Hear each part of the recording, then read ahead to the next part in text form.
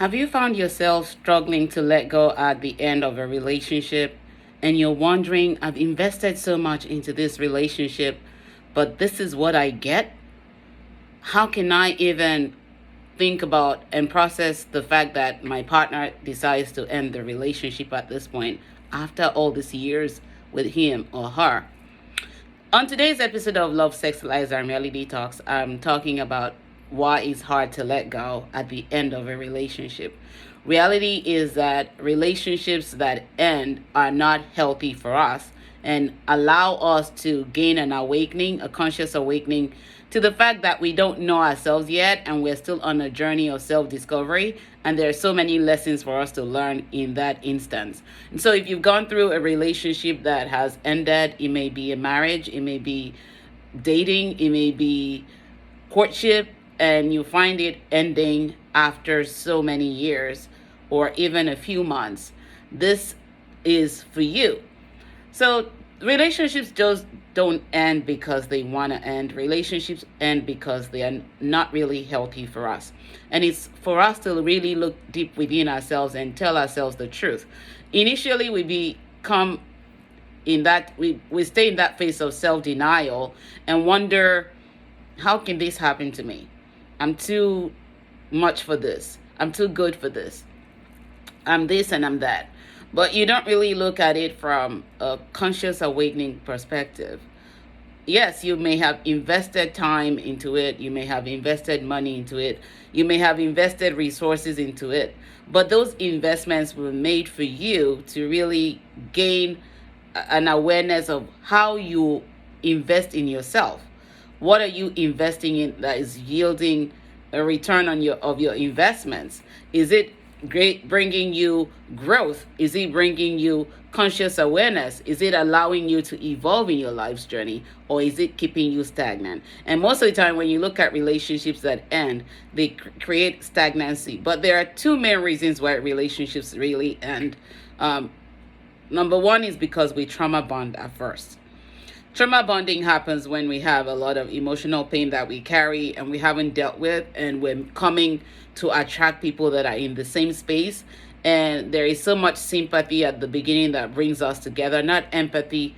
Sympathy is when we have that pity party for the next person and we think, oh, I can rescue this person. We play that rescuer role because it's something that we've adapted to as a form of survival skills to please people right from our tender ages.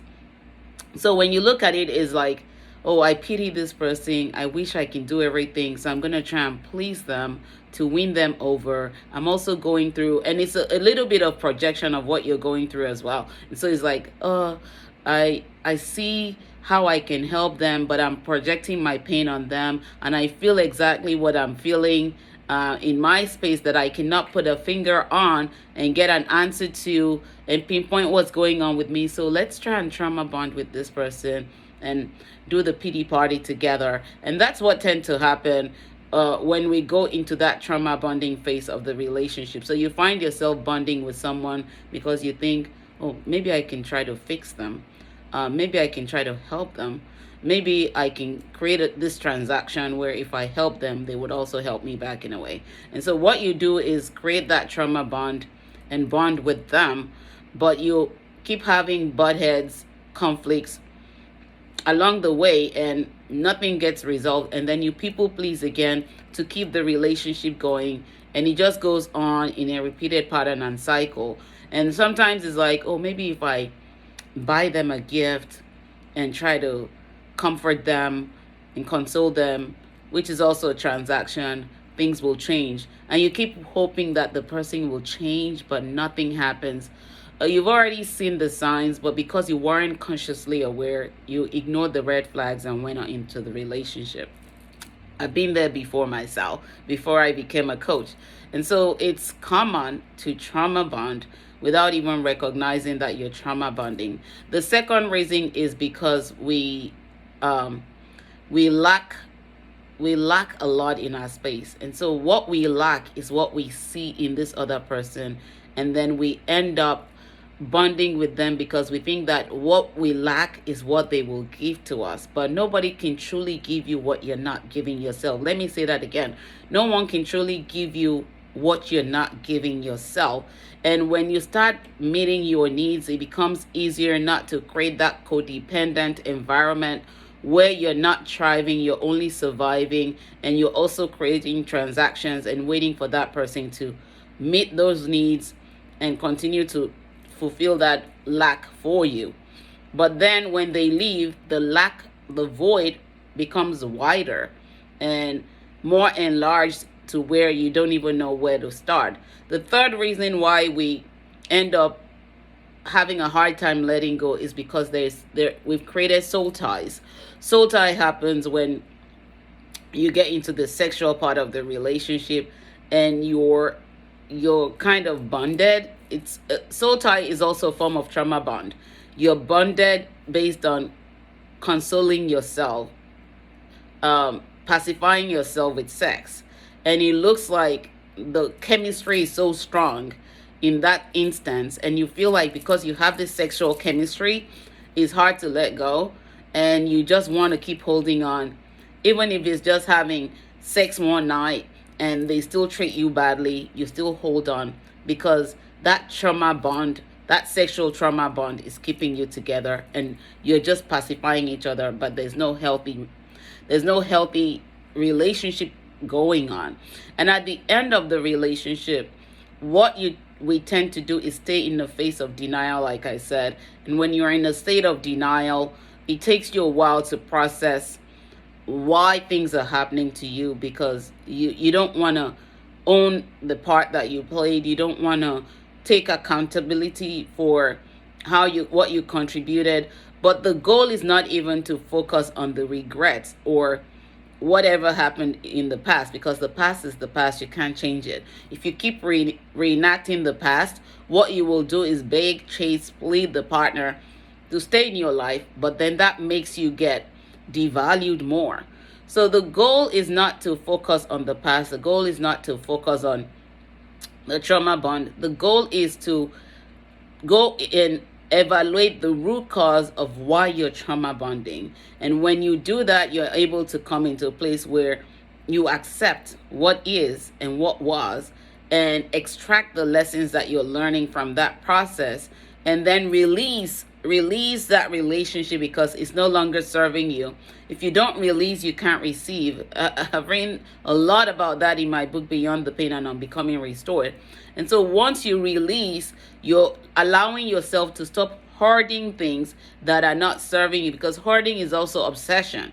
What obsession does is to keep you in a box, and you start to create fantasies and illusions from that box, but they don't serve you. They only bring you more pain.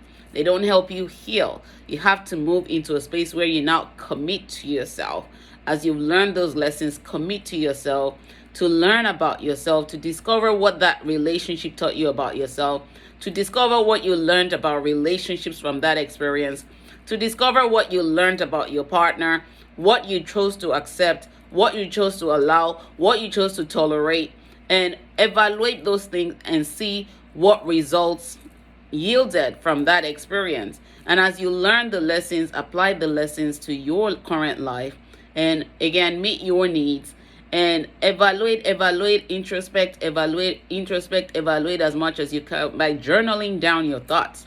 Because if you don't journal down, you don't really gain the clarity that you need. Everything just stays in your head, and you keep reprocessing the thoughts and keep creating new narratives that don't help you move forward.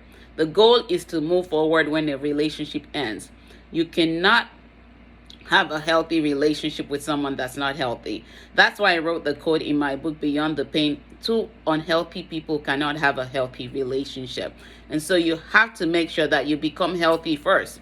And when you're healthy, without lying to yourself, you have to be completely honest with yourself when you're evaluating your experience and deducing the lessons from the past. And the more you become healthy to yourself, the more you realize what you need, and you're meeting your own needs, and you're not going to create codependency because you're now learning that you're your own person, your partner is going to be his or her own person. And when you come together, you build an interdependent relationship where you're not codependent, but you're complementing each other, you're supporting each other, and you're helping each other grow. That doesn't mean you won't have little bit of conflicts, but it's not as intense as when you're unhealthy. So learn to let go, learn to release. Understand that without releasing, you cannot receive what you're looking for. Without releasing, you're not also going to learn the lessons that you need to learn and implement in your life so that you can become much healthier, more wiser, more better, more stronger. And always understand everything that did not work out is for your own good. It's not meant to hurt you. It's meant to help you evolve in life's journey when you learn the lessons, apply the lessons, and choose to commit to yourself. Never stop loving while living. When you stop loving, you stop living. When you stop living, it means it's time to go back to the maker. But while you're still here, learn to let go.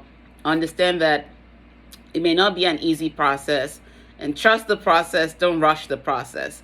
Until next time, take good care. God bless. Bye-bye.